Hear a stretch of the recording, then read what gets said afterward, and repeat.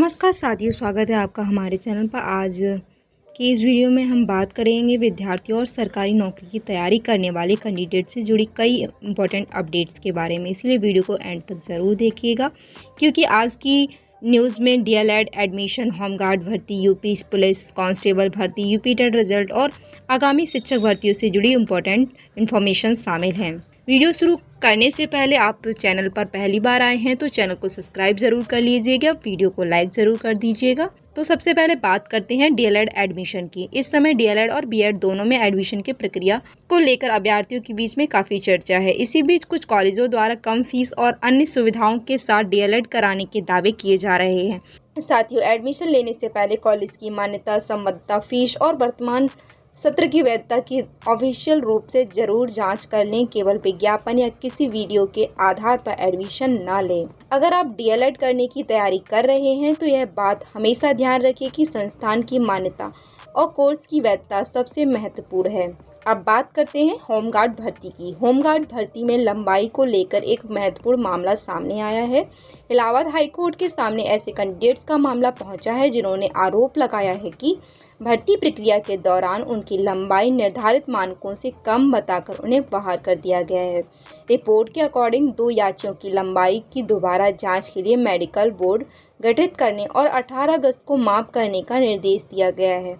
मामले की अगली सुनवाई 24 अगस्त को होनी है। यह मामला इसीलिए इम्पोर्टेंट है क्योंकि अगर किसी कैंडिडेट को शारीरिक माप में गलती हुई है तो उसके पास कानूनी प्रक्रिया के माध्यम से अपनी बात रखने का रास्ता मौजूद है। हालांकि हर कैंडिडेट को अपनी स्थिति के अनुसार उचित कानूनी सलाह लेनी चाहिए।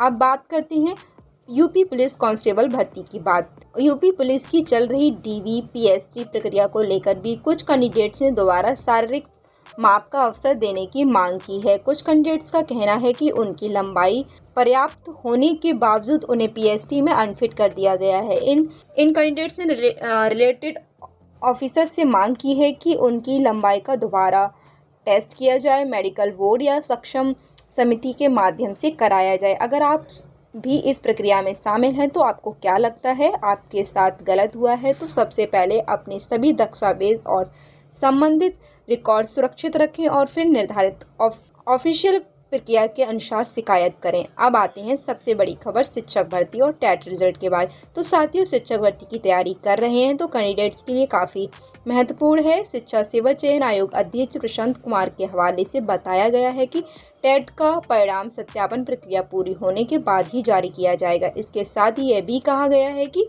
जिन शिक्षक पदों के लिए अभी तक पूरे अध्याचन प्राप्त नहीं हुए हैं उनके प्राप्त होते ही भर्ती प्रक्रिया आगे बढ़ाई जाएगी। यानी साफ है कि कैंडिडेट्स की नज़र अब टेट रिजल्ट पर टिकी हुई है, क्योंकि इसके बाद आगामी शिक्षक भर्ती की प्रक्रिया बढ़ने की उम्मीद है। प्राथमिक शिक्षक भर्ती को लेकर क्या स्थिति है? तो प्राथमिक शिक्षक भर्ती को लेकर लंबे समय से कैंडिडेट वेट कर रहे हैं, लेकिन भर्ती प्रक्रिया में कई स्तरों पर अलग अलग समस्याएं देखने को मिल रही हैं। कहीं अध्याचन का मामला है तो कहीं नियमों में जुड़ाव विषय, कहीं आरक्षण से संबंधित मुद्दा है और कहीं अन्य प्रशासनिक प्रक्रियाएं में। इसी वजह से कैंडिडेट्स को बेचैनी लगातार बढ़ती चली जा रही है और उसके साथ ही यूपी टेट का रिजल्ट भी अनाउंस नहीं हो रहा है, उसका भी प्रोसीजर काफ़ी लेट हो रहा है, जिसके चलते शिक्षक भर्ती का जो नोटिफिकेशन कब तक जारी होगा इसके बारे में अभी नहीं कहा जा सकता। जब तक रिजल्ट जारी नहीं होता तब तक शिक्षक भर्ती की भी बात नहीं की जा सकती है। शिक्षा सेवा चयन आयोग की अन्य जो भर्तियां हैं, आयोग की तरफ से कुछ भर्तियों को लेकर विज्ञापन जारी कर दिए गए हैं, लेकिन कई महत्वपूर्ण भर्तियां अभी भी कैंडिडेट उनका इंतजार कर रहे हैं, जैसे प्राचार्य, टीजीटी, पीजीटी और अन्य शिक्षक पदों को लेकर भी कैंडिडेट्स की नज़र आयोग पर बनी हुई है। कैंडिडेट्स की सबसे बड़ी मांग यही है कि जिन पदों के अध्याचन भेजे जा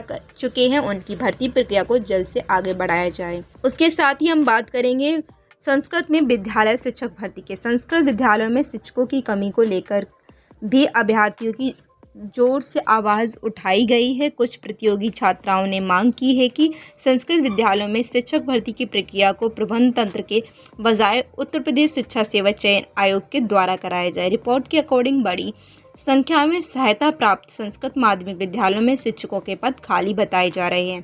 कैंडिडेट्स का कहना है कि अगर चयन प्रक्रिया एक केंद्रीकृत आयोग के माध्यम से होती है तो पारदर्शिता और निष्पक्षता बेहतर हो सकती है। तो अब बात करते हैं मुख्य सचिव की महत्वपूर्ण बैठक के बारे में। तो साथियों, भर्ती प्रक्रिया को लेकर एक और महत्वपूर्ण खबर सामने आई है कि मुख्य सचिव SP गोयल ने विभिन्न विभागों और भर्ती बोर्डों के साथ बैठक की है और भर्ती प्रक्रिया को समयबद्ध तरीके से पूरा करने का इंस्ट्रक्शन भी दिया है। बैठक में एग्ज़ाम्स को लेकर एक निर्धारित वार्षिक कैलेंडर जारी करने के लिए भी बात कही गई है। काफ़ी टाइम से ये बात और ये प्रक्रिया लंबित है। अब इस पे जोरों शोरों से काम किया जा रहा है। सरकार की ओर से ये बात दोहराई गई है कि युवाओं को रोजगार के अधिक से अधिक अवसर उपलब्ध कराना प्राथमिकता है। अब सबसे बड़ा सवाल यही है कि इन इंस्ट्रक्शनों का ज़मीनी स्तर पर कितना असर पड़ता है या नहीं, क्योंकि कैंडिडेट लंबे समय से सिर्फ घोषणाओं का ही नहीं बल्कि विज्ञापन, परीक्षा और नियुक्ति पूरी प्रक्रिया के समय में काफ़ी इंतज़ार करते रहते हैं।